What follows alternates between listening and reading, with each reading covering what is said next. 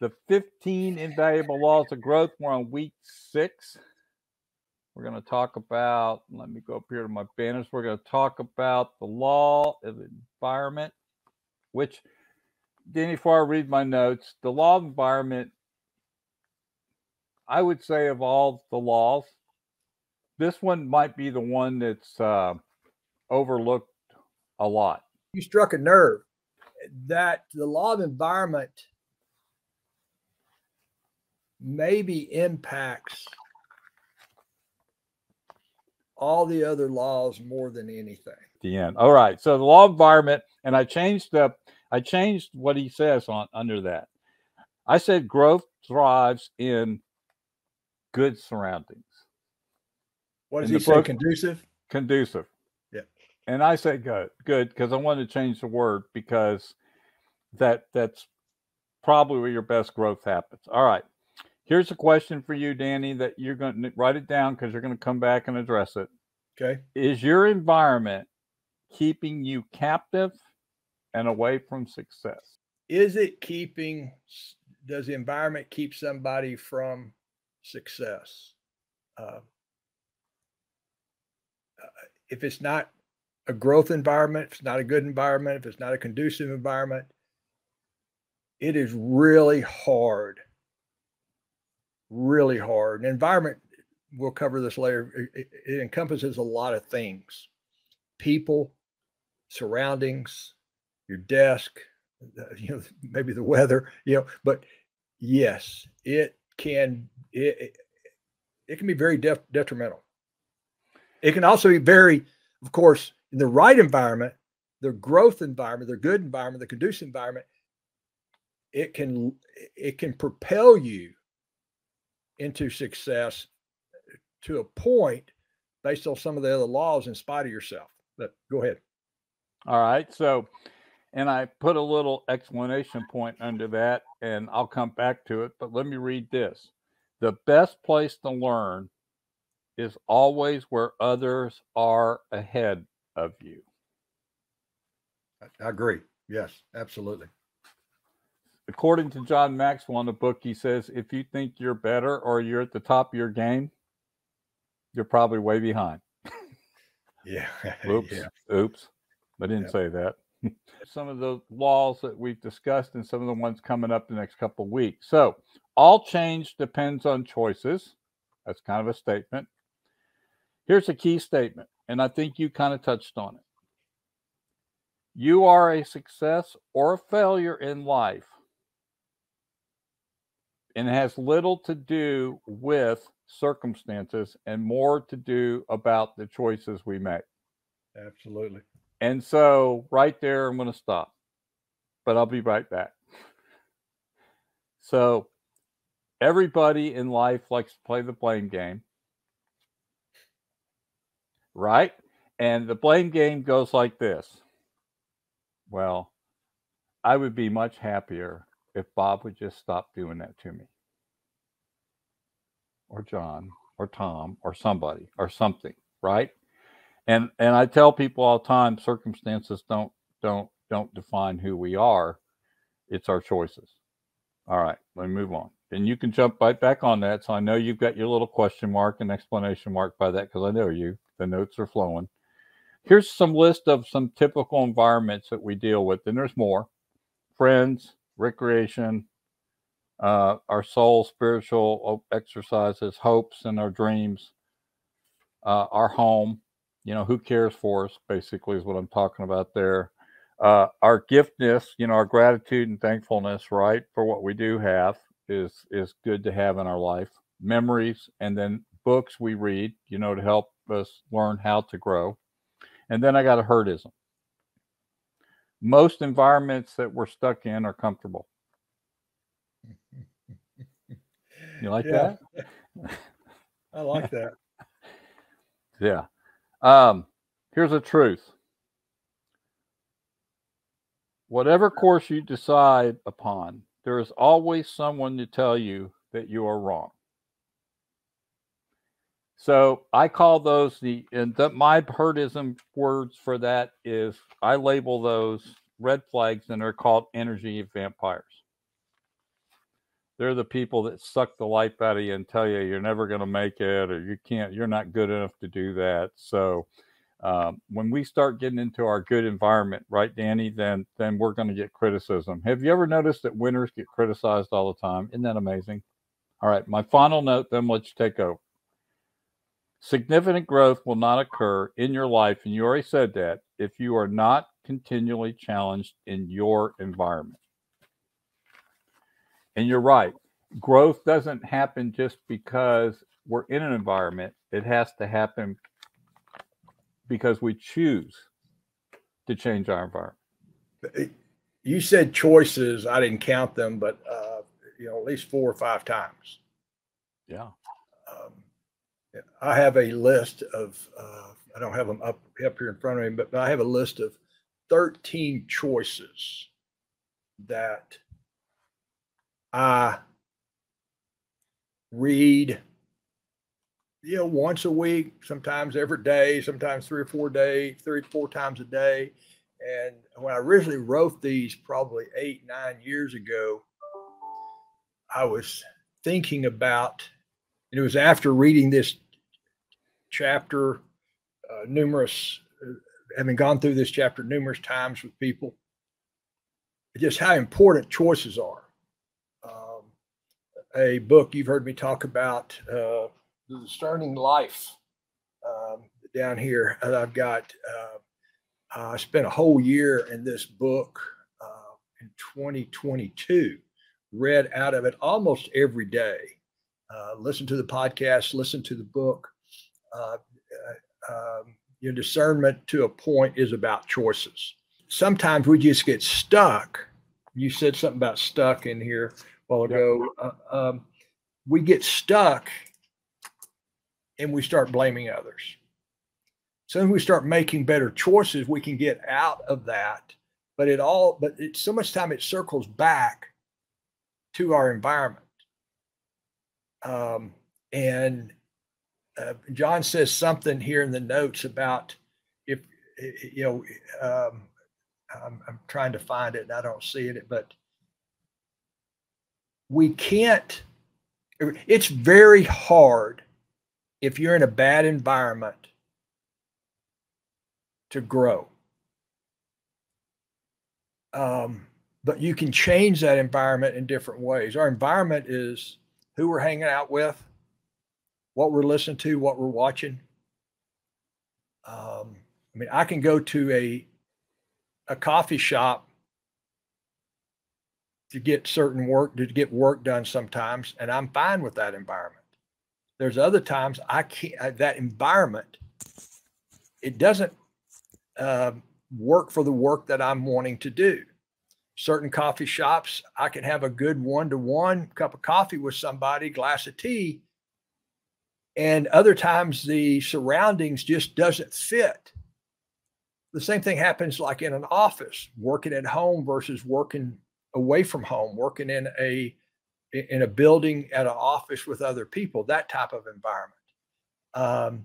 John talks about applying the environment. Sometimes I have to be where I am very, very, very, you're making me think about this, Herdy, how purposeful I've become over the years in my environment. Here at home, when I moved out of the office about 3 months ago, I had spent the previous 6 months at home more than I was at the office. And gradually I just realized I just want to work out of my office here at the house and be purposeful about it. I can control certain things. But then again, I need to get out. How I influence my wife and how she influences me, that impacts our environment. If I've got music on, that music can impact my mood, what I get done. There's some afternoons I've got a playlist on YouTube, 21 shorts of, guess what? Scenes out of movies, Lonesome Dove. Yeah, I knew you were going to say that. I And, knew you were going to it's say just, that and movie. you know what? I can get off into that and lose myself for 10 or 15 minutes and then pop right back into work I need to get done. That's great. So you've always made this statement, and I think it's perfect for this chapter, right? And I'm going to start it, and you're going to finish it. Are you ready? You'll be the same 5 years from now as you are now, except for what you read, what you watch, and the people you hang out with. Okay. And actually, read what you listen to, watch, and who you hang out with. And I mean, my whole coaching program is built around that right there. And we're all going to change. Like you said, we're going to be comfortable in, what did you say about I said that the herdism is that we get comfortable in our environments, meaning we don't like to change. We get comfortable being stuck, you said. Yeah, well, yeah, exactly. Something like that. Yeah. And even when it doesn't serve us well, we're comfortable with it because as our subconscious is. We consciously or emotionally, we want something to change, but we're not willing to make the change. Right. And it takes a lot of input. It does. To make change. And that input comes from who we're hanging out with, what we're watching, reading, and listening to.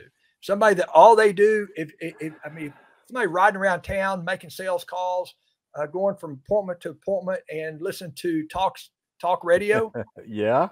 They're, excuse my language, they're screwed. Okay. And I mean, they aren't going to be changing very much, very fast, though they really want to. They want to grow, but they have to have a certain environment. And that's what John's saying here. He says applying the law of environment is, it has to do with the people that you hang out with on a regular basis. And those that are ahead of you, you alluded to that, if you're the smartest person in the room, if you're supposed to be the smartest person in the room because others are there because you're there to help them, that's great. But don't try to be the smartest person in the room. The whole awareness, the law of awareness kicks in right here so emphatically that, I mean, what was it you said about, I can't read my notes right here, but the types of environment and so some of the list of those things that we get influenced by our friends, our recreation, and there's more. Your soul, meaning your spiritual awareness, your hopes and dreams, your home environment, which could be people that care about your physical home, right? Your giftedness, which is gratitude, thankfulness, things that we don't give ourselves pats on the back that we're grateful for. Memories, and then I said books because they help us grow, right? They help enlighten us, give us some insight, right? Yeah, those are kind of the top ones for me. So that mastermind that you and I have with those 8, 10, 12 other people every Tuesday afternoon. And by the way, everybody's invited to come in that. Just reach out to Herdy and he give you the link, or reach out to me. Yeah, let me create a banner for you. You think how much we've grown when it changes your discussion with each other. Whenever I'm talking to anybody in that group, outside of that group, the discussions that we have they're better discussions because of the books we've gone through than if we hadn't have been going through those books. And we learn so much in that it's that observational learning model of hearing other people talk about highlights and what a book means to them, not criticizing the book, but learning from what the author has to say. Too many times people just want to criticize, and you're never going to learn when you criticize. Yeah, and I would say that even if you're just sitting through these masterminds, and I think we've been through, I'm counting 5 in the last half year, right? You'll even get some growth out of that through osmosis, because it's becoming saturated more. Yeah, that's that observational learning model. Right. And I love that because it is another good way to learn, is to get yourself saturated with different thinking, different thoughts, different ideas. So, you know, but going back to the environment thing, Danny, it takes some tough choices as we get more and more deeper into our choices to keep looking at growth as the option, not just change to change, but to really say, this is about my growth. And John Maxwell even said in this book, you can say this, he just basically tells the world, if you don't grow, if you don't learn to change your environment and growth, you will not be successful. Oops. Yeah, you won't. You won't. He says, to change yourself, you have to change your environment. Okay, and that's a pretty strong statement. To change yourself, you have to change your environment. All right. And that can mean a lot of things. You have to change the people you spend time with. Oops. Now you can take those people with you, or you can just circle back to them. If it's a spouse, partner, okay, you're gonna come home at the end of the day. You interact with them during the day, whatever. But try to bring them along with you. All right. Share some things that you're learning. They might not want to hear it, but you have to change the people that you spend so much of your time with. You have to challenge yourself in your new environment. You have to go into that environment. When I started networking about 12 years ago, 11, 12 years ago, that was a whole new thing for me. As I come out of the executives, the ownership of a pretty good sized company, and came back out on the streets per se, I had to challenge myself in that networking environment. I didn't like it, but we have to do it. We have to focus on the moment. John talks about that, in this chapter, and so many others do in other books. But focusing on the moment, being great in the moment, winning the day, and as you move through these changes, you're going to start becoming aware of things about yourself and other people that you weren't aware of before. Right. And you're going to start being criticized because you're changing. But that's where you have to move forward in spite of that criticism. That whole comfort zone comes in. You've heard me talk about so much. We have to move, out of our comfort zone, through that what's called a terror barrier, into a new comfort zone. So I like it. The book itself has a great, at the end of every chapter, it talks about how to apply each law, right, these 15 laws, and applying the law of environment. Really recommend anybody go buy the book. Go buy the book. When I coach people, and I'm doing more and more one-on-one coaching, this is the book that we're going to. I'm going to be referencing, having somebody go read page 38, second paragraph. I'll send people notes out of this book more than all the other books combined. And me, I recommend and talk about and point people towards a lot of books. Come join us. In the meantime, if you want to go back and catch the last 5 weeks, go to the YouTube channel, and we'll catch you all next week. Thanks, Bye, everybody. Thanks, everybody.